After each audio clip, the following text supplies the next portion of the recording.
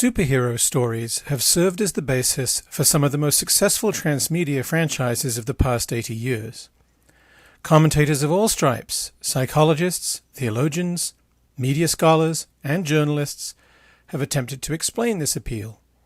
And one common claim you will hear in all this cultural chatter is that superheroes are basically modern versions of ancient myths. The practice of identifying and analyzing the mythic components of a text or artwork actually has a venerable intellectual history.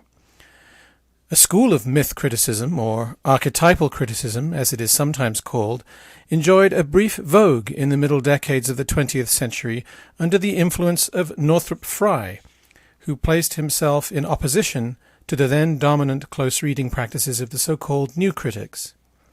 Nowadays, however, myth criticism is rather out of fashion, except, of course, in commentaries upon superheroes, where it seems to be flourishing. The primary theoretical progenitors of modern myth criticism are the Swiss psychiatrist and psychoanalyst Carl Jung and the Austrian psychoanalyst Otto Rank.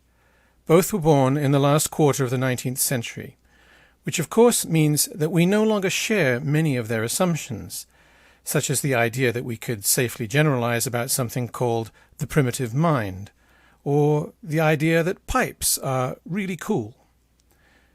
Nonetheless, their theories can help us explore some interesting and perhaps perennial questions about symbolism, allegory, and metaphor, not least the fundamental question of how and why symbols, allegories, and metaphors actually work at a basic psychological level. And this is probably a good point to say that if you haven't read the selections from the works of Jung and Rank that I have provided, then this would be a good place to pause the video and read just the first 5 pages of that PDF.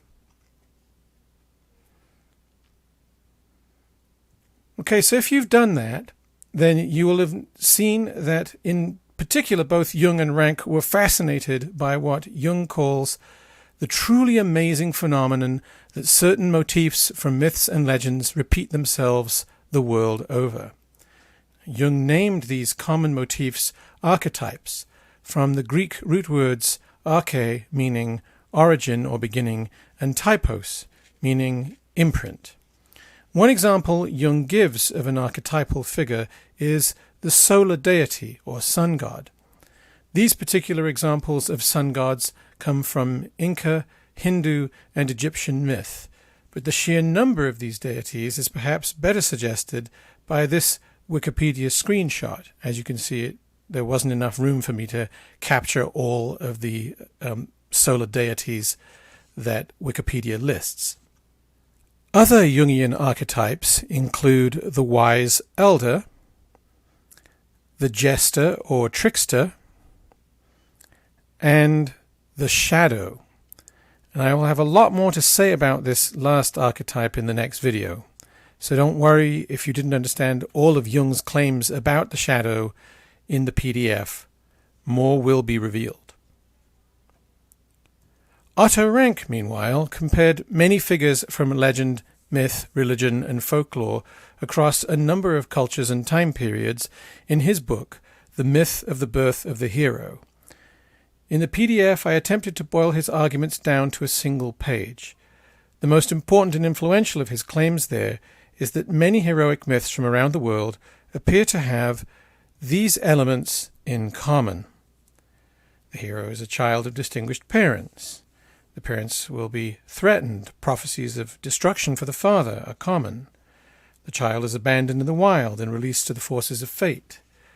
The child is then saved and nursed by animals or peasants, more or less the same thing in the minds of a lot of classical authors. The child grows up, has adventures, and rediscovers his origins. And then the hero is revenged upon and sometimes honored by his father and others.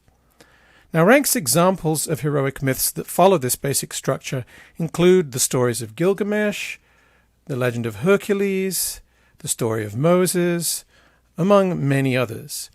And I have selected for you here the most superhero-y image of Moses that I was able to find by the great 19th century French illustrator Gustave Doré.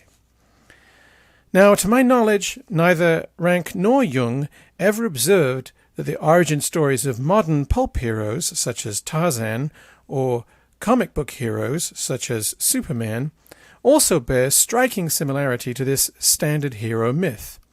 But that's okay, because dozens of articles on the internet have since made this connection for anyone who missed it. So, one obvious question, once we have noticed these repeated narrative patterns, is why? Why should this be? How can we explain the cross-cultural and trans-historical persistence of archetypal figures and mythic story elements, if that is indeed what we are seeing? Well, Rank's answer is to draw an analogy between the hero myth and the psychological development of the child. He goes on to suggest that heroic myths appeal to us because they redress our childhood feelings of powerlessness within the family in a classic act of wish-fulfilling reversal. Jung says something similar about the archetypes.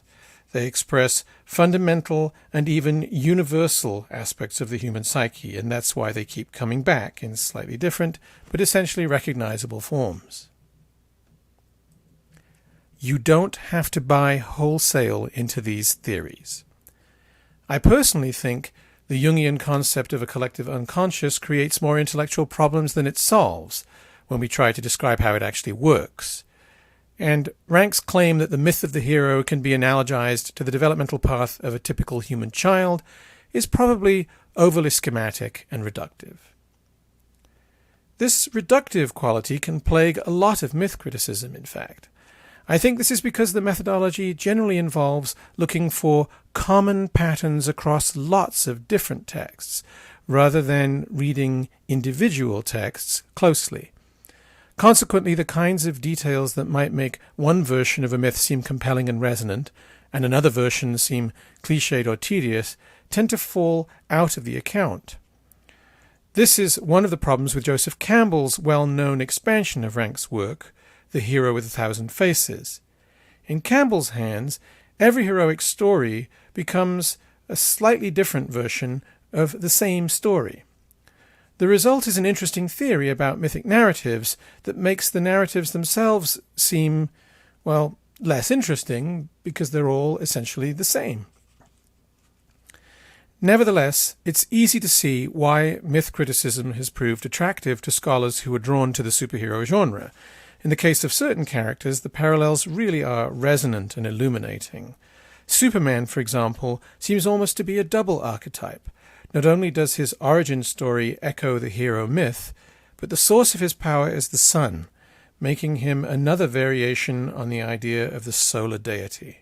Indeed, when Jung says that no archetype can finally be explained, the most we can do is dream the myth onward and give it modern dress, it seems almost too apt as a description of this character.